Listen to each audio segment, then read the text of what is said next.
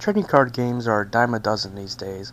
Lord knows we need one for every even marginally successful franchise, and the games become more convoluted and absurd as they're released.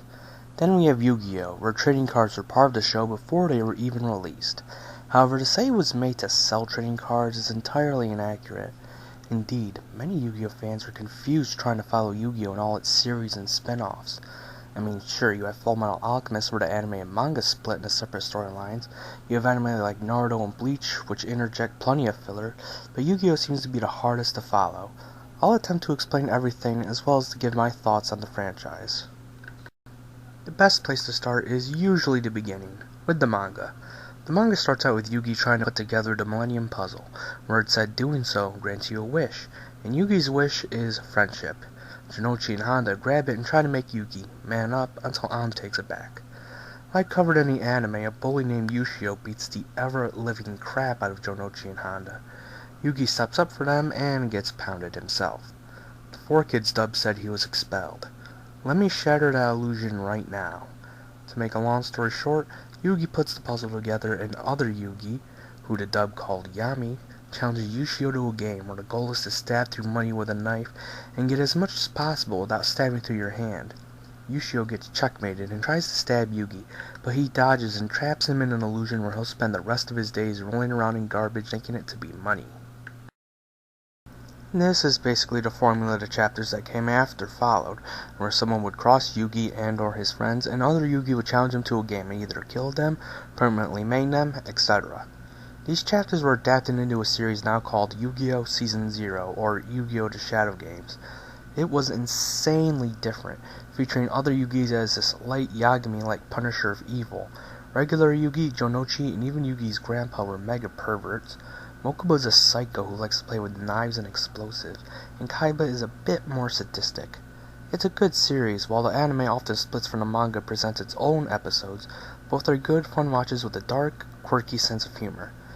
In Chapter 9 and 10, we see the very first duel between Yugi and Kaiba, which was meant to be one and only use of what was called Magic and Wizards card game, almost a parody of Magic the Gathering.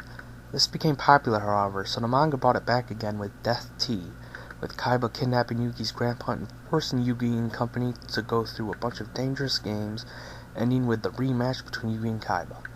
This duel is pretty much move for move, exactly the same as the first episode of the follow-up anime, Yu-Gi-Oh! Duel Monsters, the series all fans are likely most familiar with, but in the manga it still followed the other chapters' formula. However, the manga would change drastically after this. After that, the manga entered the Duelist Kingdom storyline, eliminating Yugi's pervertedness, as well as Junichi and Honda's pervertedness, for the most part, as well as eliminating all other games and making the card game, now called Duel Monsters, the only one featured. This was a good series. The duels were, for the most part, quite good, though most times nowhere near as insane as duels in later series and spin-offs. The plotline was well developed, the villains were, well, the canon villains, great, and there was some awesomely dramatic moments. The anime has so much filler it'll blow your mind, but many who watched the anime weren't familiar with the manga at the time. Let me tell you all the arcs in Yu-Gi-Oh! Anime that are canon excluding Season 0. Duelist Kingdom, Dungeon Dice Monsters, Battle City, Memory World. That's it. Everything else, Noah, Big Five, Doma, Grand Prix, the Hawkins family, all 100% filler, and those episodes take up at least half the anime combined. Also, there is no Shadow Realm. That is a 4Kids device. Basically their way of saying no one ever dies. Thank you, 4Kids, for introducing that bit of crap fanon that has plagued so many fan fiction over the years. Moving on, with the end of the Yu-Gi-Oh! Manga came another manga called Yu-Gi-Oh! R. In this one, some nutcase kidnaps Anzu and forces some tournament with the goal of reviving Pegasus, or whatever. I tried to get into this one, but it was terrible. All the new characters sucked. The duels were way over the top and absurd. The plotline was paper thin, and I basically gave up on it. Some people are asking for an anime, but I hope not. We don't need another shitty Yu-Gi-Oh! Series. Oh, and speaking of, let's talk about GX. I'll admit, when I first started watching Yu-Gi-Oh! GX, I was kind of a fan, but as the series went on and I started maturing, I started to hate it. It started out with an awesome concept, a duel academy, exactly what it sounds like, a school about card games, with an underdog dropout main character a la Naruto, and an entire cast of characters that could bring a real level of diversity to the show. However, there is a big problem right away. The underdog, Yugioh, rarely loses, and only one of his losses was in any way significant to the plot. Other Yugi's the king of card games. In the manga, it was a plot point that he never loses. Don't must screw that up in the anime. Damn filler.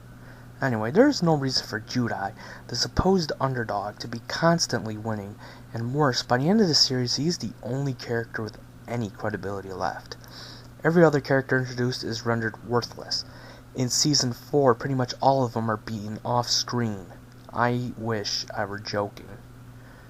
We get a few second cameo of Kaiba and Yugi in the series, and their decks are even used, albeit by different people, but it doesn't mean anything. I've never in all my life seen a story so determined to kill the credibility of its cast. Oh, and don't even make me go into the convoluted mess of a storyline in Season 3. The series ends with a terrible duel between Yugi and Yugioh that isn't even given a conclusion. Whatever, I guess, was their line of thought.